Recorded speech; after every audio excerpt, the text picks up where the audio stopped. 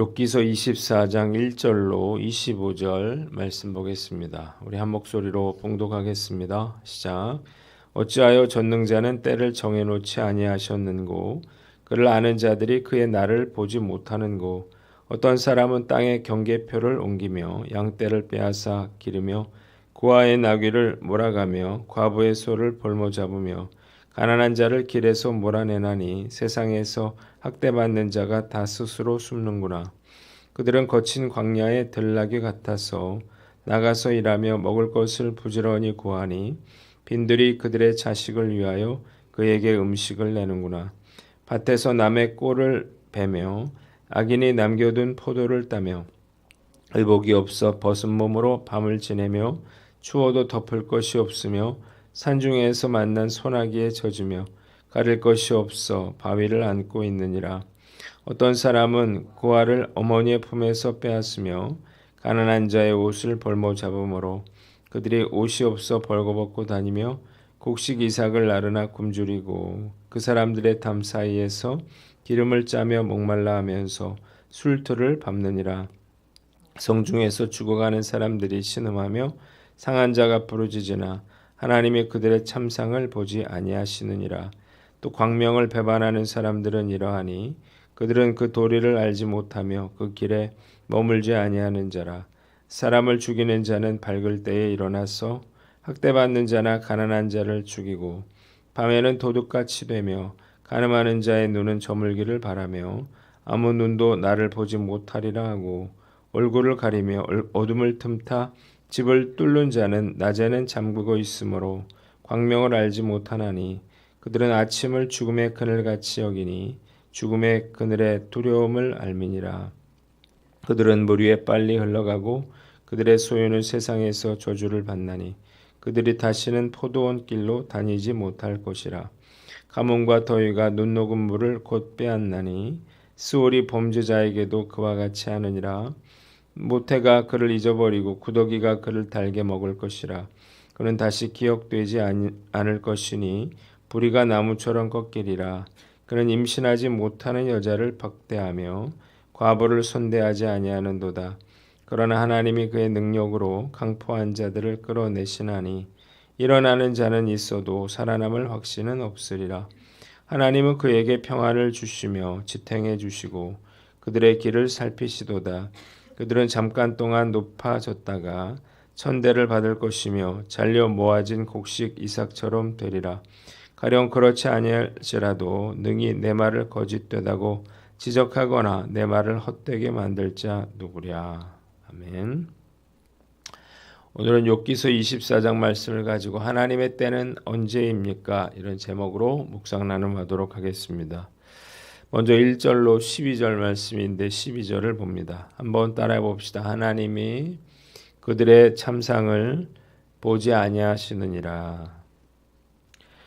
악인에게 심판이 임한다라고 말하는 친구들에게 욥은 세상에서 일어나는 불의와 옳지 않은 일들에 대해서 말합니다.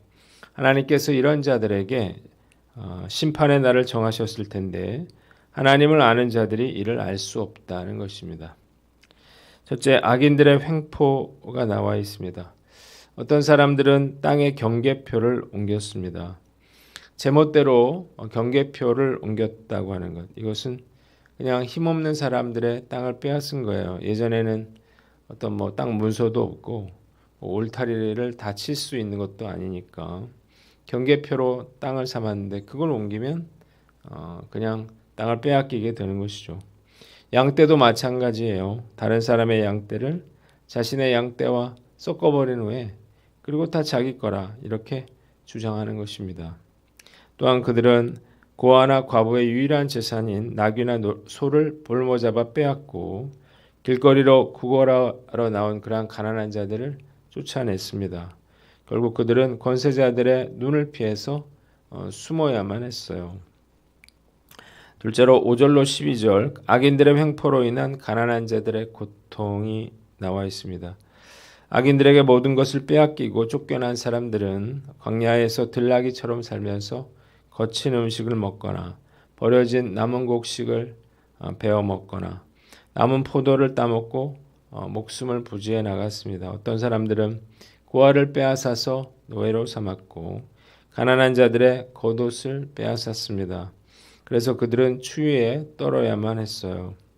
그들은 먹고 살기 위해서 부자들의 농장에서 또 밭에서 일을 했지만 여전히 굶주릴 뿐이었습니다. 일한 만큼 대가를 주지 않은 거죠. 그럼에도 불구하고 하나님은 그들의 부르짖음에 응답하시지 않으신다는 거예요. 한번 따라해 봅시다. 하나님의 섭리를 믿고 인내하라. 가난한 사람들, 힘없는 사람들에 대한 그런 악인들의 압제와 수탈은 어느 시대나 마찬가지인 것 같습니다. 악인들은 시대를 막론하고 온갖 악을 저지르면서 잘 살았고 가난하고 힘없는 사람들은 늘 고통 속에 살아야만 했습니다. 그래서 하나님께서 악인들의 불의를 보시지 않는 것처럼 그렇게 느껴지는 거예요. 2021년도에 미얀마에서 쿠데타가 일어났죠. 이후에 민주화를 요구하는 그러한 시민들을 군부가 무참히 학살하는 것을 보면서 2023년을 살고 있는 지금도 인간의 탐욕은 전혀 달라지지 않았다는 생각을 하게 됩니다. 요즘 젊은 세대들을 보면서 참 너무나 안타까운 마음이 드는데 점점 양질의 일자리가 사라져가고 있습니다. 그런 비정규직, 알바 이런 것들만 생겨나고 있는데 문제는 갈수록 이런 현상이 심화될 거라는 거예요. 예전에는 부자를 백만장자라 불렀습니다. 백만장자라 해야 한 12억, 13억 이런 건데 요즘 부자는 슈퍼리치라고 부릅니다. 원래는 금융자산을 30억 정도 가진 사람을 의미하는 말이었는데 요즘 일부 슈퍼리치들은 뭐 100조가 넘는 그러한 자산을 가지고 있습니다. AI 기술이 발달하면 이런 빈부격차는 더욱 급속하게 벌어질 것입니다. 고용 자체가 필요 없는 그런 상황이 오고 있기 때문이에요. 그런데도 이 자본가들의 탐욕은 끝이 없습니다. 이를 내버려 두면 얼마 가지 않아서 정말 다시 예전처럼 극소수의 사람들만이 대부분의 부를 차지하게 되고 국민 대부분은 가난해지는 그러한 시대가 올 것입니다. 그런데도 하나님께서는 이 땅에서 일어나고 있는 이러한 불의한 일들에 대해서 무관심하고 계신 것처럼 그렇게 느껴진단 말이에요. 관심이 있으시다면 악인을 징계하고 고통받는 사람들을 구원해 내야 되지 않겠습니까? 그래서 세상 사람들은 하나님은 없다 이렇게 말하고 있는 거예요. 하나님이 있다면 어떻게 이런 일이 일어날 수 있느냐는 거예요. 그러나 우리가 알아야 될 것은 하나님은 이 세상 불의에 대해서 무관심하시지 않다는 것입니다. 단지 우리가 하나님이 왜 이런 악을 내버려 두시는지 잘 모를 뿐이에요.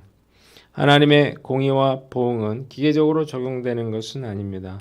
하나님의 깊은 뜻과 섭리에 따라서 적용되는 거예요. 또한 악인에 대한 심판은 영원한 것이야 하기에 세상 종말의 때 일어난다고 하는 사실도 알아야 합니다. 그래서 우리가 이 세상에서 천국을 소망해서는 안 되죠. 이 세상은 천국이 아니기 때문이에요. 마지막 때에 주님께서 이 세상의 악을 온전히 심판하실 것을 믿고 끝까지 인내하며 그날을 소망하며 살아가시는 저와 여러분들 되시기를 주님의 이름으로 축원합니다. 두 번째는 13절로 17절 말씀인데 13절을 봅니다. 한번 따라해 봅시다. 광명을 배반하는 사람들은 도리를 알지 못하며 그 길에 머물지 않아야 하는 자라. 자, 욥은 악인들의 전형적인 그러한 특성에 대해서 말합니다.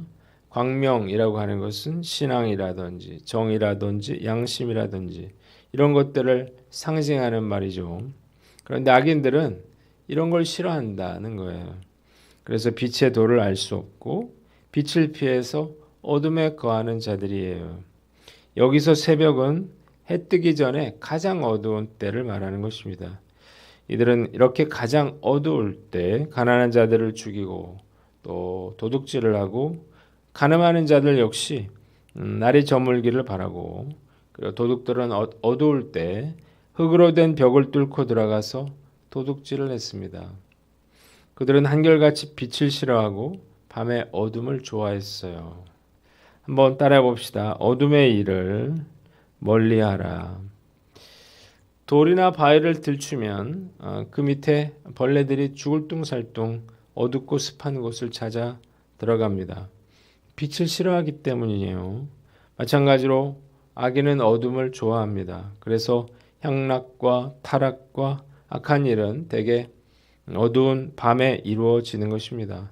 밤이 되면 술집과 클럽과 홍등가에 불이 켜지고 많은 사람들이 이런 곳으로 몰려듭니다.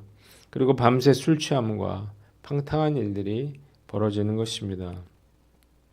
어둠의 사람은 어둠의 일을 좋아하고 빛의 사람은 빛의 일을 좋아하는 법이에요. 그런데 스스로 빛의 사람이라 자처하면서 얼마든지 어둠의 일을 가까이 하고 좋아할 수 있습니다. 음란의 유혹에 넘어가서 음란의 종이 되고 또 술이나 도박에 중독된 크리스찬들이 주변에 결코 적지 않습니다. 빛의 자녀라면 어둠의 일을 멀리하고 빛의 일들을 가까이 해야 할 것입니다. 호기심으로 우리가 어둠의 일을 가까이 하다가는 덫에 걸려서 영원히 빠져나오지 못할 수도 있는 거예요. 오늘 난 어떤가 한번 살펴봐야 되겠죠. 우리도 예외는 아닐 것입니다. 방심하는 순간에 우리가 정말 어렵게 쌓아 올린 그러한 경건이 한순간에 무너져 내릴 수도 있는 거예요. 음란한 문화 속에서 나 자신을 지킬 수 있는 방법은 이런 음란한 것들을 멀리하는 거죠. 특히 요즘 시대에는 눈으로 보는 것을 조심해야 합니다. 오늘 난 어떤가 한번 살펴보고 우리가 최대한 절제함으로 어둠의 일을 멀리하며 빛의 자녀로 살아가시는 저와 여러분들 되시기를 주님의 이름으로 축원합니다. 마지막으로 18절로 25절 말씀인데 22절을 봅니다. 한번 따라해 봅시다. 하나님이 강포한 자들을 끌어내시나니 살아남을 확신은 없으리라. 자, 욥은 악인들이 즉각적으로 죄의 대가를 치르지 않는 그러한 현실을 지적했지만 그러나 마침내는 그들이 하나님께 징벌을 당하게 될 거라 이렇게 말합니다. 결국 그들은 홍수에 떠내려가고 재산을 빼앗기고 즉시 수월로 사라지게 된다는 거예요. 그리고 그렇게 사라짐으로 그들은 즉시 잊혀지게 됩니다. 어머니조차 그를 잊고 무덤 속에서 썩어서 구더기의 먹이가 되고 꺾인 나무가 시들어가듯이 사람들의 기억에서 그렇게 사라질 거라는 거예요. 하나님은 잠시 악인에게 평안을 주시고 그들을 지탱해 주시는 것 같지만 곧 그들은 천대를 받고 이삭처럼 그렇게 잘려나가게 될 것이었습니다. 욥의 친구들은 악인은 징벌받고 의인은 축복받는다라고 하는 단순한 원리에 얽매여서 고난받고 있는 욥을 정죄했습니다. 그러나 욥은 악인이 형통하고 의인이 고통당하는 현실을 인정하면서도 결국 하나님께서 의로운 판결을 하심으로 악인을 징벌하시고 의인을 복주실 것이라 이렇게 고백하고 있는 것입니다. 한번 따라해 봅시다. 소망을 잃지 말라. 지난 화요일 저녁에 제가 기도를 하는데 주님께서는 문득 어려움을 겪고 있는 제 주변에 계신 분들이 생각나게 해 주셨습니다. 오래전에 자동차 사고로 아들을 잃은 남 목사님, 그리고 현재 파킨슨으로 이제 말까지 못하게 된 김 목사님, 그리고 뇌암으로 투명 중이신 신 목사님, 유방암 말기인 제 사촌 동생, 발달 장애를 가지고 있는 이 20살 아들을 둔 김 목사님, 이런 분들이죠. 내 주변에 이토록 많은 분들이 정말 힘겹게 살아가고 있다는 사실을 새삼 깨닫게 됐습니다. 뿐만 아니라 간증을 통해서 알게 된 분들도 생각이 났는데, 아들을 잃은 하준 파파, 그리고 뇌종양 투병 중인 유은성 전도사, 그리고 며칠 전에 알츠하이머로 대부분의 강의를 중단했다고 하는 김창옥 교수 등이에요. 막연하게 힘들겠다 이렇게 생각했을 뿐, 제가 이런 분들의 아픔과 고통에 대해서 전혀 이해하지 못하고 있었구나, 그런 생각이 들었어요. 만약 이런 일들이 저에게 일어났다면 어땠을까요? 저의 멘탈도 믿음도 와르르 무너지지 않았을까, 이런 생각이 들어요. 의문이 되는 건 왜 하나님이 이런 믿음의 사람들에게 이런 고통을 주시고, 하나님을 부인하고 또 악을 저지르며 사는 자들은 건강하고 형통하는가를 생각하면 분노가 치밀어 오르고, 그리고 이해가 되질 않아요. 극심한 그러한 재난을 당하고 있는 그러한 욥으로서는 정말 고통스러운 그런 문제였겠죠. 그럼에도 불구하고 욥은 언젠가 때가 이르면 하나님께서 자기 백성들의 탄원을 갚아주실 것이고, 악인들은 순식간에 멸망하게 될 것이라, 이렇게 믿음으로 고백하고 있습니다. 정말 놀라운 믿음이 아닐 수 없어요. 오늘 말씀의 욥처럼 우리가 힘들고 또 낙심이 된다 하더라도 우리가 결코 소망을 잃어서는 안 된다는 것입니다. 결국 하나님께서 의인을 구원하시고 악인들을 심판하실 것이기 때문이에요. 주님께서 우리에게 믿음과 소망을 주셔서 다시 한번 우리가 믿음의 길을 걸어갈 수 있는 저와 여러분들 되시기를 주님의 이름으로 축원합니다. 기도하겠습니다.